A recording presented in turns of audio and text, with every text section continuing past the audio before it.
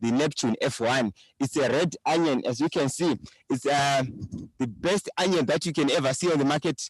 It also has those storageability qualities. You can store these onions up to 6 months from transplanting. So these onions, farmers, these are what we recommend you to grow during we normally encourage you to start your onion program from January right up to April. That's when you'll be doing your seed beds. Then transplanting, we start from April going into July, but July crop will be a very late crop, so we recommend that we come in as early as possible with our onion crop, because if it hits August, July going into August, we now have problems of thrips, aphids that will be attacking your crop. So with these varieties that we have at Seedco, we recommend you to grow this for the greater part of your land, like Beauty was saying. Lebrit, what would you say in terms of OPV and hybrids with respect to the sales that your farmer would make in a season?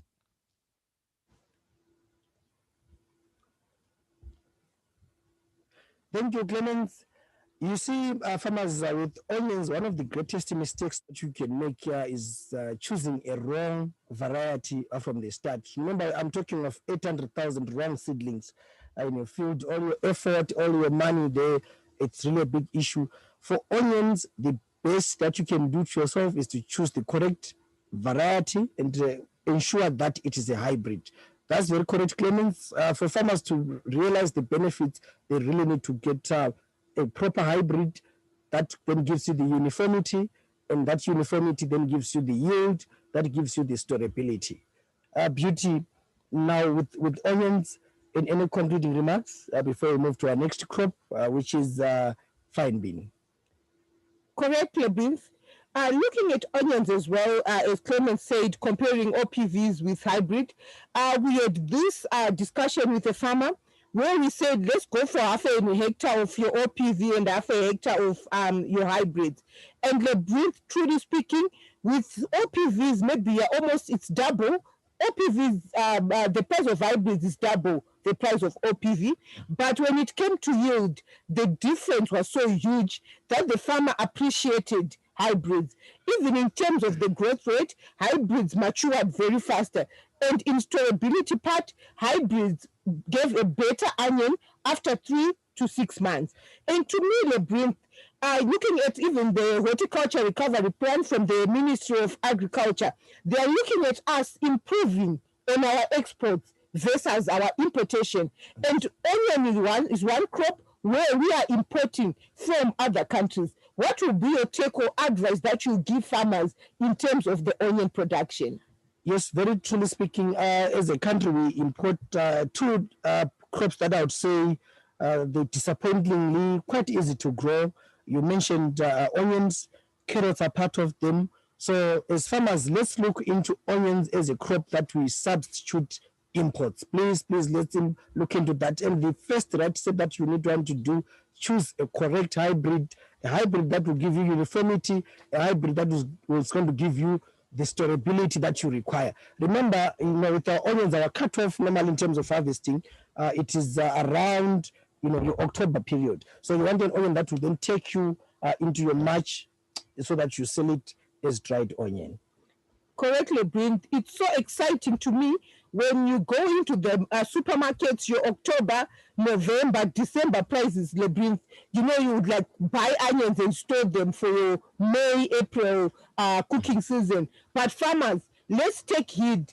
Make sure that you choose the correct variety. It should be your dinner. But for those farmers who want an early onion, definitely you go for your other, which you can sell as a green onion. But with the dinner, definitely you will make money. Come your February, March, April, May, June period. Farmers, contact us as your agronomists so that we can help you choose the correct onion variety, help you with the agronomic practices as well as markets for these products. I will now cross over back to you, Lebrint, to say, to me, when I look at fine bean, I see real dollars. This is an export crop. What would you say about fine beans? Now, Beauty, with fine bean, it's one crop that I would say it's a very low fruit for export. It allows the farmer to learn a few ropes. With export crops, we've got issues to do with global gap, we've got issues to do with standard quality procedures and so on, the cold rooms. But with fine bean, as an export crop, you can grow it all year round. You can fit it within your rotations, and that gives you an advantage. Now, coming to the numbers of fine bean, a farmer would need around 60 kgs of seed. In terms of costs, just like any other legume, they are quite forgiving in terms of the pests and diseases and the fertilizers that we apply. So we grow them, I would say, from residual fertilizers from your earlier crops, and from your crops, we then move to once you grow them with minimum fertilizers, it means your cost, if it's an export crop, it then becomes predominantly on the freight issues, but otherwise in terms of production cost, it's not much. Our varieties that we have, Yolomani, Salima, and Moonstone, we're looking at varieties that will give you 8 to 9 tons of export quality grade. If you are growing with us for the local market also, your yields get up to 12 tons or so. Now, with your price of export ranging between $3 and $4 in the best prices, you're looking at a return per dollar of investment of up to 5. So looking at the labor cost involved, the efforts involved, except the harvesting and the handling of the crop, the rest of the issues, it's quite a very good crop for farmers to grow. I was talking to one farmer, I was saying when he wanted to get into export, they had to learn the export through fine bean, and then they moved to peas because they complement each other. Peas are seasonal, they have a certain way in the way we really grow them, but with fine bean, you can grow with them all year round. True, Labyrinth. And to me, when it comes to fine bean, given that we always work with farmers, once you are talking of the export crop, there's this farmer, we had said, Beauty, I've got a backyard garden. He had about 5-10-meter beds. And at one point, he gave me a call saying, I've harvested 600 kgs of Salima, and he was taking them to a local market. And remember, farmers, it is also our duty as Seedco Vegetables to link you with the export market. Get in touch with us, and we can link you with the export markets that we are working with. Right now, I'll cross over to Masimba, who is at the fine bean demonstration plot, to share with us the varieties that we have, as well as economic practices for the fine beans. Masimba, welcome and share with us the fine bean production. Thank you so much, Beauty. Welcome farmers to this legumes block. With me here, I've got an exciting basket of our legumes. Remember, we all know green beans as green beans, but there are some other names that have been attached to it. Some they call it fine bean, some they also call it the French bean. This exciting basket is coming in, farmers, because we value your feedback. Each time when you come to us and say, we now want an improved variety, as Seedco Vegetables, that's our role, to make sure that we improve on the genetics so that at least we bring what you want, and we always want you, farmers, to unpack the genetics potential, and so that you achieve the yields, or we come up with solutions so that at least we can then bring the products that you want. There was a cry with our Volta variety when you were saying it was now producing the C-shaped pods, and then we went back to our PD guys and say, guys, come up with the varieties which they want. And again, the markets, they are now too demanding. Remember, there are some markets there in Europe, like what Beauty has highlighted, we prefer the darker pods, and there are some markets we prefer the lighter pods. So in that regards, looking at our basket of fine bean, we have got varieties like Salima and we've got varieties like Lomami. These two exciting varieties are giving us darker pods and straight stringless pods as well. And then we've got another variety called Moonstone, which is giving us the lighter pods. Exciting variety with pods ranging from about 10 to almost 12 centimeters in length. And these are varieties that we can say for your export markets, we are now fully equipped, and farmers have got a wide range of basket to choose from, so that at least you can tackle any market without any fear. And again, the good thing about these varieties, they are now improved in terms of the disease package or the disease resistance, which is mainly a concern to our farmers. But before I touch on to that, what are the agronomic practices that we recommend farmers to do so that at least we are together in this profit story? Point number one, the soil that is required for us to produce high quality and for us to achieve the yields regards these varieties, it has to be, the pH has to be between a 5.5 to about 6.5. And the soil types that farmers should focus on, in fact, even if they are using the sand soils, what is important is to try and improve the soil quality, trying to come up with ways of improving the soil quality by improving with probably manure, compost, and so forth. But in that regard, as we all know, sand soils, they quickly lose water and they quickly also use the nutrients. We then encourage farmers probably to carry out a soil analysis first so that at least they know the amount of fertilizers which are required on this crop. Basically, the general guide of, for the farmers to grow 1 hectare of fine bean plot is a basal fertilizer of between 800 to about 1,000 kgs. That is if you are using the sand soils. Then if you are to go on to these other heavy clay soils, farmers are recommended to use the basal fat of around 450 kgs to about 600 kgs.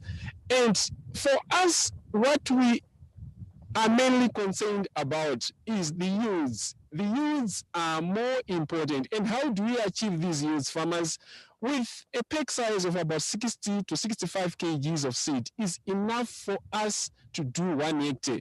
And that is also enough to give us a plant population of between 250,000 to about 300,000 plants per hectare. And that alone, with everything being correct, we are in a position to achieve a yield of between 8 to about 12 tons, which Lebrief was just highlighting.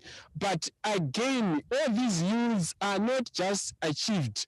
It is because you would have started with the right seed, like what we always do. So these varieties are always key for you farmers to know, so that when you enter into a retail outlet, don't just get there and say, I'm looking for a fine bean variety of your choice. No, tell them some of these varieties that you've mentioned, Salima, Moonstone, and Lomami, so that at least you start with the right seed, you don't make any mistakes, regards your yields will be correct, trying to achieve your 8 to 12 tons per hectare. What sort of diseases that we are facing? Like I think our previous variety, which is Vota, we've been facing some challenges of rust, which now we have managed to address with these 3 kids on the block. We have managed to make sure that these varieties are resistant to the rust that we all cry for. And generally on pests, I'm sure if we do our weeding thoroughly, we will then be able to curb issues to do with even whiteflies, which are more of a problem to this crop. But over and above, the good thing about this variety again is you can now grow it all year round, especially in those areas which are not hit by deep frost. But for your areas that have got high heat units, you can easily enjoy some of these yields. I don't know, Leb, if you've got anything again to add on this exciting export basket, but I'm sure the seed-co varieties are there with the solutions the farmers were looking for.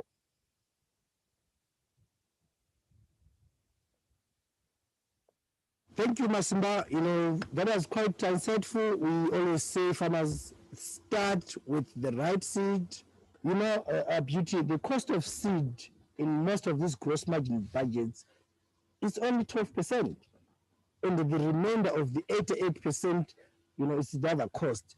So it is not wise for farmers to start with a compromised seed, because they will still spray, you will still use your fertilizers, you will still apply your labor on a product that will not perform. So this is why we insist that start with the right seed, start with the right genetics, and Seedco just does that for you. We provide the right genetics.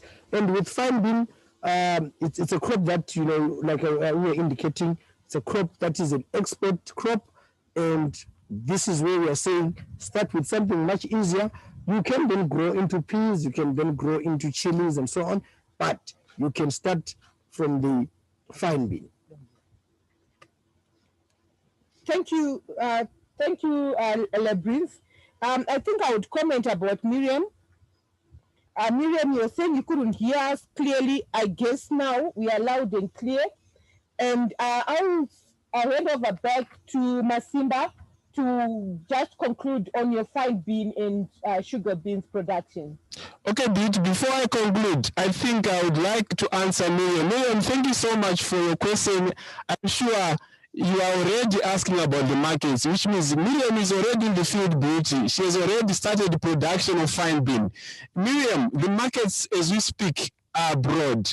Like I've said, these are more like the export many products, of which I would like to give you my number so that you can get in touch with me. I'll be able to link you up with the companies that we have partnered who are actually contracting farmers in Zim in order for them to export to UK. So my number, Miriam, is 0772 81 32 32. I would also want to know where you are operating from or where you are farming, because I understand, I'm sure, you are about to start reaping your first flashes of your pods. The fact that you are already looking for the market, this is exciting. Thank you, Miriam.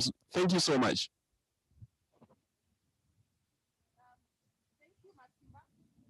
A question from Yvonne Kazingizi. Thank you, farmers, for getting in touch with us. Kindly send your questions. We'll be answering them live. Yvonne have asked, how best can we dry store onion to avoid sprouting? Yvonne, when it comes to onions, it's definitely about your seed selection. Hybrids have got the storability, which is an attribute which they have. And when it comes to OPV, they don't have that attribute of drying. It means that when it comes to your seed selection and you select the wrong variety, it means you will face these issues of sprouting. So number one, make sure that you select your hybrid variety. For example, if you want to grow your white onion, go for the Seedco Dinner variety. And if you are looking at your red onions, go for a Neptune, which is a red onion. Or contact your agronomist in your area so that they give you the correct advice. Number two, when it comes to onions, as Clement highlighted earlier on, there is need for you to make sure that you do the good agronomic practices. For example, you take your soil for soil analysis, they give you the recommended fertilizers to apply. And if you over apply your fertilizer or over irrigate your field, you will find that your onions will give you what we call a bull neck, which is a neck which is too thick, which does not dry.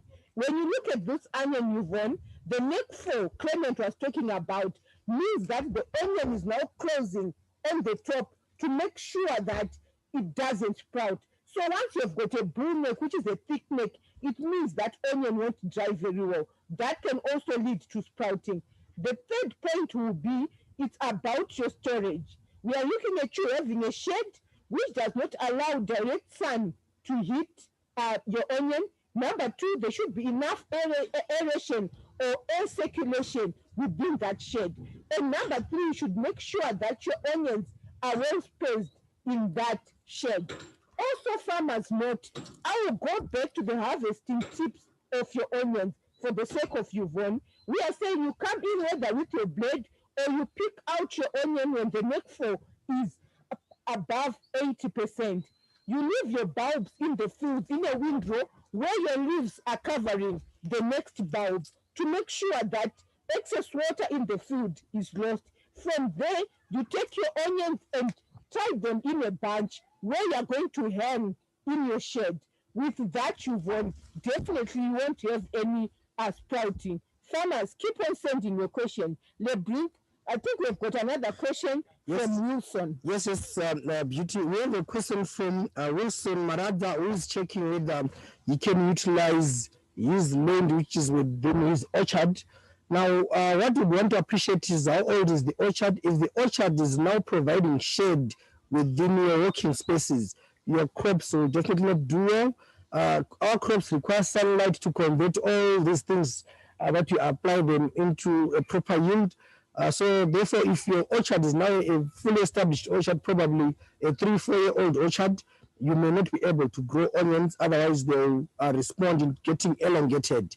But if it's still a young orchard, a year or two old, you can utilize the space. And also, I'm assuming if this is a proper orchard where you've got your 3x3 spacings in terms of your meters, you have got sufficient space, at least at its early stages, to grow onions. But let's try and grow them where they will receive adequate light so that they, bulb correctly and they grow correctly. So, Lebrun, it is quite important to learn that while you are discussing with the farmers, they are actually getting the hints and the tips. One farmer have asked, where can I get seedlings? Because we value our genetics, in Seedco Vegetables, we now have got an in-house nursery where we can produce the seedlings for you. When it comes to onions, because the seed is so small, we encourage farmers to buy seedlings. If not, make sure you contact your agronomist to help you with the seed bed. The lady who is handling our nursery is called Mafuma Mugabe. Kindly get hold of her on this number for all your seedling bookings, be it onions, cabbages, tomatoes, everything that requires a seedling. Her number is 0784 579190. 0784 579190. So, farmers, from now, Lebrun, there is a question which is saying, can I plant the onion seed, wait for them to bolt, which is production of seeds, and then harvest and replant that seed? We are encouraging new farmers to know this aspect that hybrids, you cannot regenerate the seed as a farmer. So we are saying to farmers, once you buy your seed, make sure you plant and sell the crop for you to get money. And we are here to breed and seed the nation. Lebrun, I think you can take the next question on the bin. Yes, there is a question where they're asking how much will they get per hectare from fine bean. This was from the presentation from Masimba. On average, you're looking at you selling about 8 tons if it's an export market. Obviously, the price backwards would be about $1.80, and less of that in terms of the market price after removing freight. And out of that, that means if you spend about $3,500 to $4,500, you are looking at a gross margin of about $10,000 there. So that's what you get from export fine bean. But that's an average price. You get a precise cost as you go through it. Beauty, we're now moving to our next expert, where Francis is going to be taking us through our peas crop. With peas again, it's a very interesting crop. Let's hear what Francis has to say about our peas range. Greetings, farmers. My name is Francis Mapindani, Seedco Vegetables agronomist handling Mashonaland East. And today I'm going to be talking about the peas. At Seedco Vegetables, we have a wide basket of peas. We have a large variety of peas that we have to offer for the market, be it for the export market or for the local market. We have all of those seeds. So the first thing that we are supposed to know about peas is that peas are winter crops. Being winter, it means that they require some of the lower temperatures that we receive during the winter period. But also, they shouldn't really get to be in an area where there is frost, because you also have the potential of having your crop affected by frost. So the first thing that you would want is obviously maybe to do an earlier planting so that at least you avoid the frosty areas. If you're going to be planting these in an area where you know that there's going to be a chance of your crop getting affected by frost.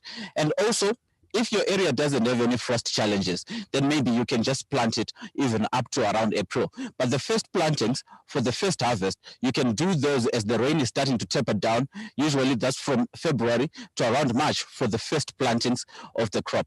So for peas, make sure that you plant them during that time so that you get the best possible yield. Planting peas in summer is a bit tricky because it triggers abortion in a lot of those peas crops. Abortion causes obviously the one thing that we don't like, a drop in yield. We don't want a drop in yield on our crops because it will affect our return at the end of the day. So the first thing that we should know is obviously we can grow those peas in summer, especially the Manch 2 and the sugar snap. But when it comes to the shelling peas, we have some varieties that you can plant during the summer period. And I will talk deeply about them. So for starters, I'll start off with the export varieties that we have. The export varieties we have, I'm going to categorize them into two sections basing on their pod characteristics. The first variety that I'll talk about, category actually, is going to be the Manch 2 type. The Manch 2 category is the category where you get the peas which are flat. I'm pretty sure most of them have seen these flat pods. They are flat pods which are, most people usually eat them as they are. They are eaten, you don't have to shell them. These ones are just eaten before the seed starts forming inside. So with Manch 2, you don't want the seed to start forming inside. So starting, basing on that, the first thing I'll talk about, first variety I'll talk about is Snowwind. Snowwind is a variety that we sell, which is a bit stringy in terms of having tendrils, not on the strings of the pods. The tendrils have a lot of, when it comes to Snowwind, it has a lot of tendrils. Having tendrils, it means that if you have a net on your crop, if you have a trellising net on your crop, it means that your crop can attach itself onto the net. It can have tendrils which will be attaching itself to the net, and as it grows, it will be starting to attach and it grows further going up. But then it doesn't have as, it's not very leafy. That's one of its major challenges. But in terms of yield, you're actually getting a huge yield based on that.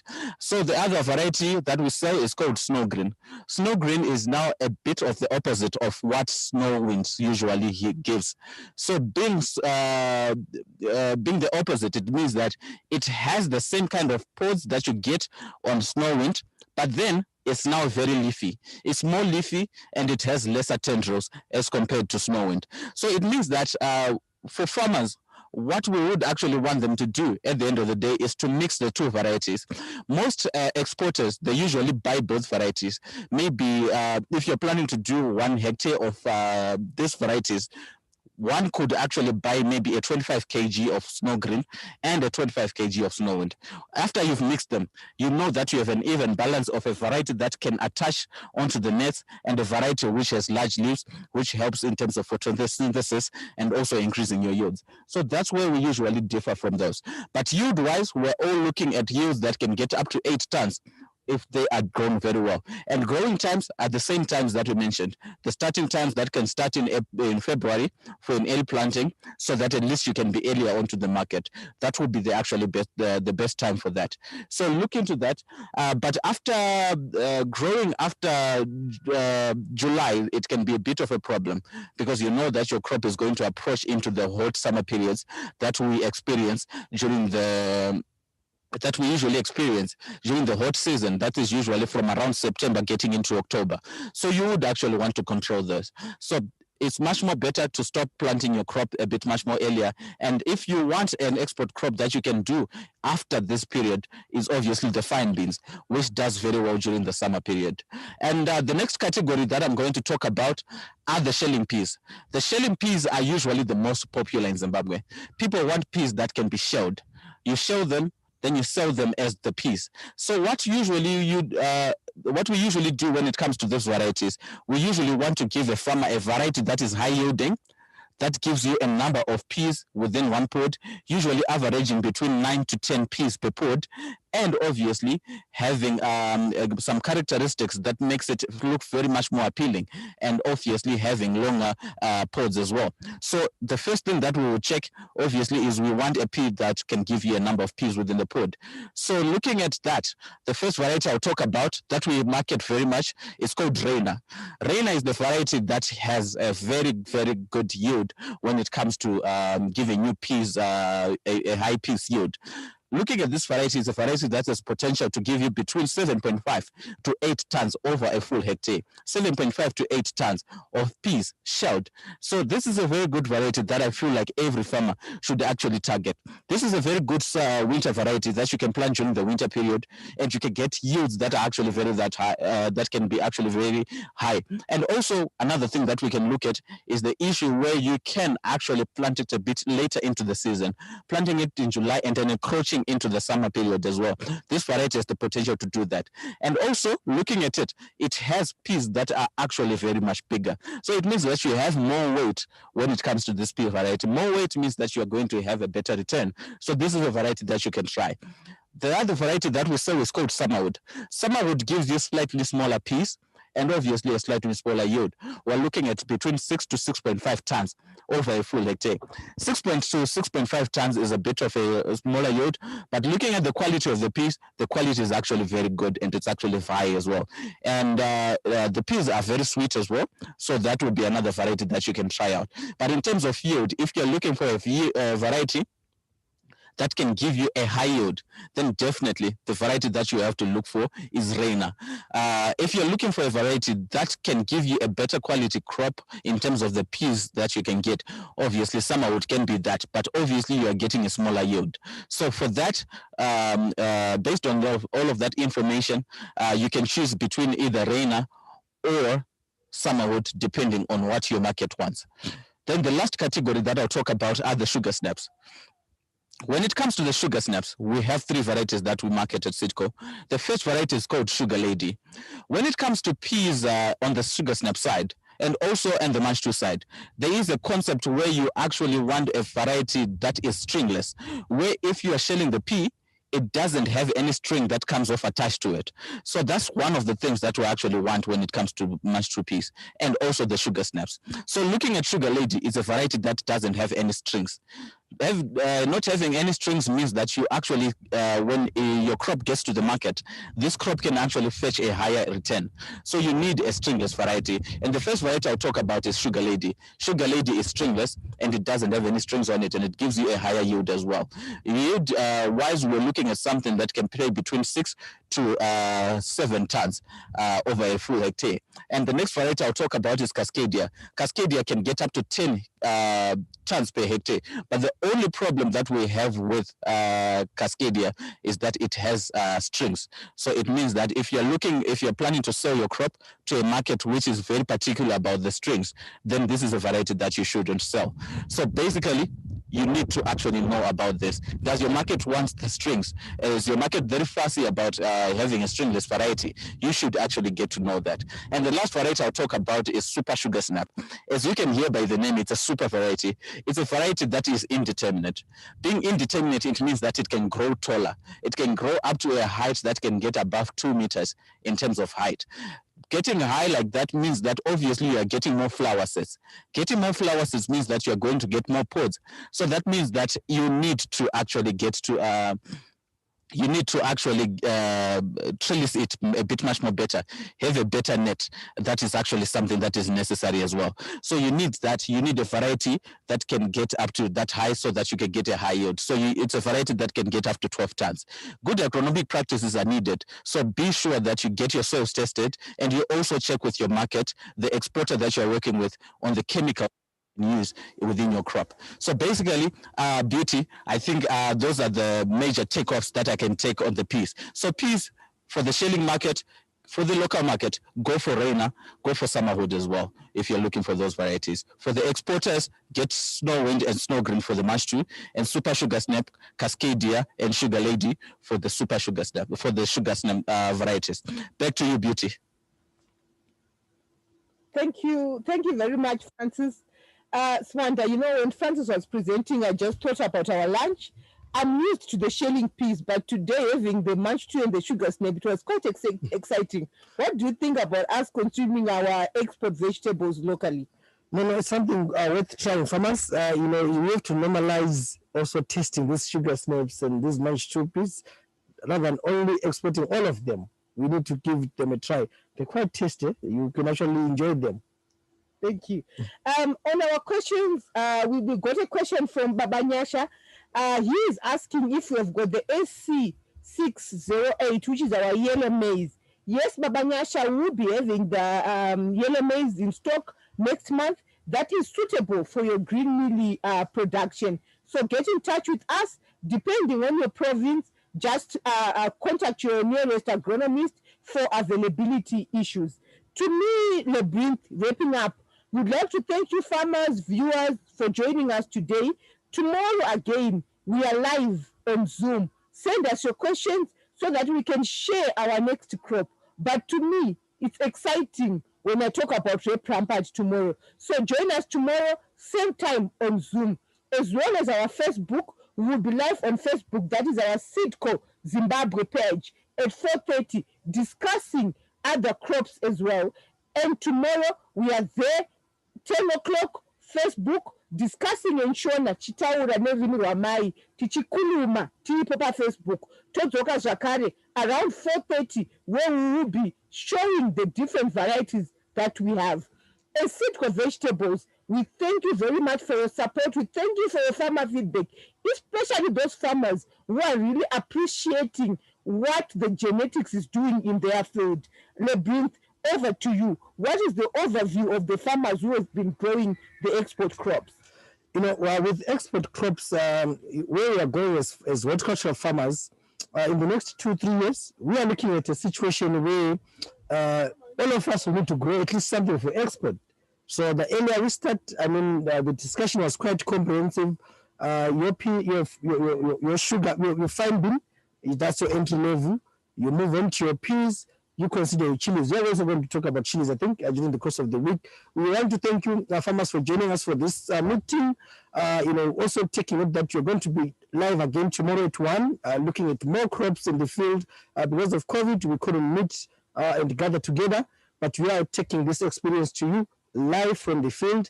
We're also going to be live on Facebook today at 4:30, tomorrow again at 10. We are going to be discussing these crops, making you appreciate what we are delivering. And we also want to highlight that we have new varieties that we have in the cabbage section, in the tomato section, and also in one of our legumes in our sugar bean crops. So look, watch out on our WhatsApp platforms and also on our Seedco Facebook platform. We have also another question that we'll address just before we close. What is the best fertilizer to use for white and red onions? We like it because you've already learned about our red onions. For our horticultural crops, we predominantly use your vegetable type fertilizers. Ordinarily in the fertilizer industry, they call them the compound C family. They have less chlorine, that's why they separate them like that. But a more adequate and more elaborate fertilizer program will always follow your soil test results, and then the agronomist makes the recommendation. And we are proud to say that as Seedco agronomists, we are able to provide you with something very comprehensive, something that will deliver the yield. Thank you, Labyrinth. Francis, I understand you've got a question that you have from one of the farmers. Kindly comment on the question. Okay, there was a question where one of the farmers was asking if there are guides that we have that a farmer can use to know which crop to grow at this period and also which crop to grow in the other. So it's much more better if maybe we can actually get in touch with that person. It would be better if the client can get hold of me on my cell phone number, that is 0778 138 897. So if the client gets in touch with me, I'll send over a vegetable planting guide that has the spacings, that is also the times that are actually much more better for them to plant that crop and get the highest yield basing on that. Back to you, Beauty. Thank you, Francis. Remember, viewers, we are live on Facebook. We are also sharing our videos across all WhatsApp groups. Kindly get in touch with our agronomists so that they can aid you to a respective group depending in the province that you are farming. As well as our Twitter account, YouTube, we'll be having videos whereby we'll be sharing all the agronomic practices for you to achieve the high yields. It is real. You can have that food crops where Francis was standing also even the fine bean that Masiba talked about. It's practical for you farmers to achieve that. Not talking about the onion, the size of the bulb.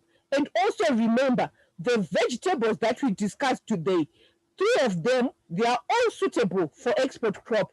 And remember, the return per investment, Sibanda said, is between 1:4 and 1:5. And sometimes you'd find that just because in Zimbabwe we've got this window where we are able to supply our peas into the Netherlands market, into the Europe market, you find that the peas prices will be very high. And some farmers are even getting 1:6 on their peas production. We can do it, Zimbabwe farmers. In conclusion, we thank you so much for viewing, and also we value your feedback. I'm still getting some more questions. Maybe I'll talk to Mr. Majindu. He says, is the new sugar bean variety Gandra available, and where can I get it, including the prices? As Seedco, we work with our various distributors such as Farm and City, Farm Biz, and different agro dealers across the country. Sugar bean Gandra is available. We will start our distribution of sugar beans mid-July. Reasons being, this is the time that we encourage farmers to do their spring crop, especially if you're in the warmer areas. If you plant your sugar beans in August, Gandra matures within the 60-65 day range, which is a 2-month crop. You can still come in with your maize or any other crop in October to meet your rains. So we encourage you farmers to visit your distributors or also contact your nearest agronomist. Thank you for your comments. Thank you for joining us. Join us again, Facebook Live, and tomorrow on the same platform. Sibanda, a seed for vegetables, we always say it starts with the right seed. Thank you.